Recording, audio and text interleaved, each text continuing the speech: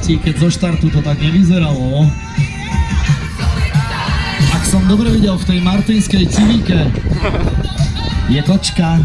No a toto je autíčko, o ktorom sme hovorili, z 0 na 100 po 6 sekúnd. Aspoň Píšťanok to tak bolo. Uvidíme realitu, koľko to dokáže vytiahnuť na 200 metroch. Jalo sa dnes Fiatečkou 146. Moja bába, ktorá jazdí už české závody.